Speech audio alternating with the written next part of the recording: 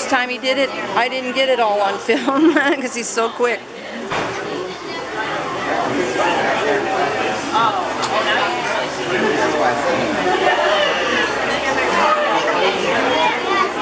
Oh, he moved a long way. That's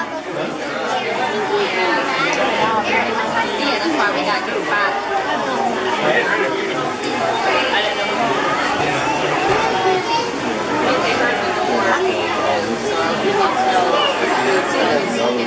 Evidently, let's come over there somewhere because he knows.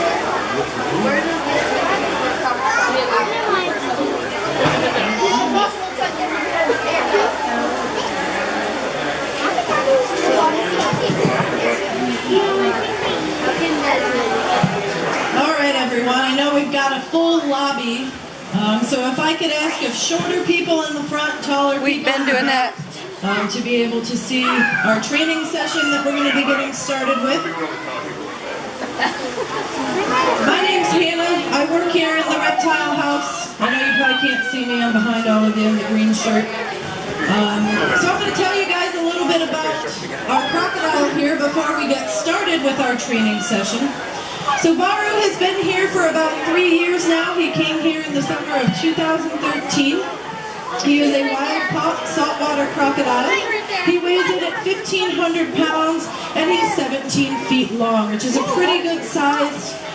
Saltwater crocs are the largest crocodile species in the world, and then males always get larger than females. So they usually top out at about 16 to 18 feet. So he's a pretty good sized guy. Now what we're going to be doing today is a training session. I don't call it a feeding session simply because I'm going to ask him to do something for me. And if he doesn't do what I ask him to do, there's not going to be any food involved.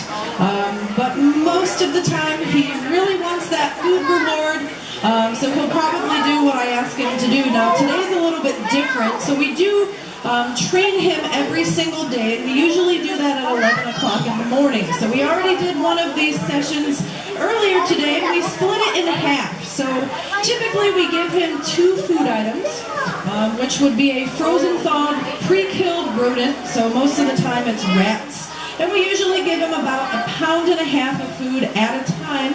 So we split it in half. It's about 3/4 of a pound what you're going to be seeing me give him today. Now what all is involved with the training session is, number one, I'm going to be going into the enclosure with him. I will have a protected space on the land. You can see that there's a little wall off to the right. That's where I'll be standing. Now I never go in this enclosure by myself. It's strictly forbidden. We always have at least 2 keepers when we're working with this animal. That is because he is a wild saltwater crocodile, and even though he's been training with us since April, he can still do whatever he wants. If he decides to lunge at me and I need help getting out of the enclosure, Nick will be back there with me to help me do so.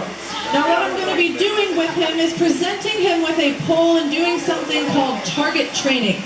You'll notice on the pole that I'm holding, there are 2 different colors of paint. One end of the pole has black paint on it, and we show him that anytime we're not feeding him. So let's say we want to go in there and water plants, or we want to clean glass.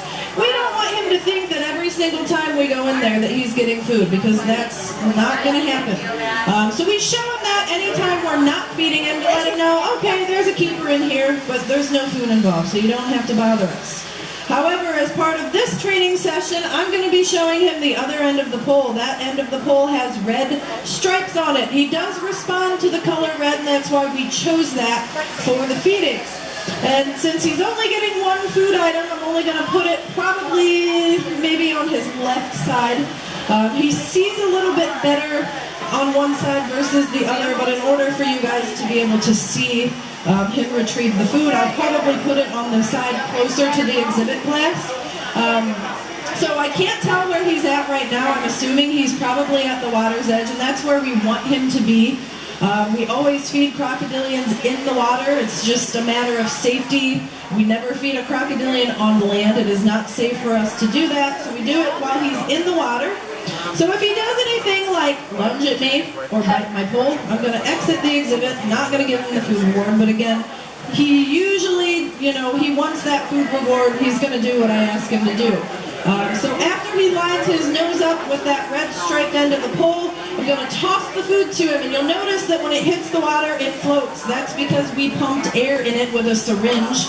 If food falls to the bottom of the pool, it's not easy for him to find, and it's also hard to clean up afterwards. He can see, you know, if you see where his eyes are situated on his head, he sees off to the side. So I'm going to throw it a little bit off to the side so that he can actually see the food, and then he'll move over and grab it, probably make a big splash. So I'm going to go ahead and go back there and get set up. Again, if we can have the shorter people in the front, taller people in back. And then once we're finished with the training session, I will come back out. If you guys have any questions you'd like to ask about Maru, I'll be more than happy to answer them for you.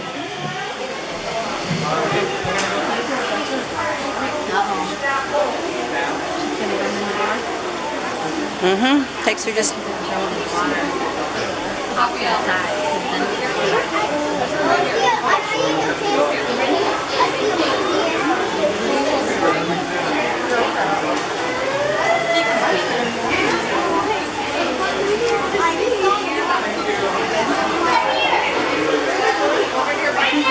Okay, get ready. Get ready. It's going to go real fast once she opens that door. She's going to bring out a big stick and he has to go to it. Here she comes. There's a stick, Catherine. Get ready. Alright, so I'm going to try to get him to station to my left. Fortunately, it's a little bit more difficult for him to see on this side. We can see it now. Now you'll notice that he's looking at me, and I want to try to get him to notice the pole, which is why I tap it a little bit. Need a longer stick. He can hear, and he can also sense vibrations.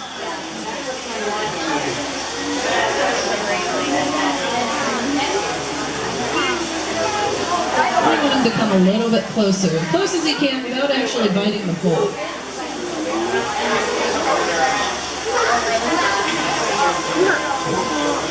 Alright, excellent.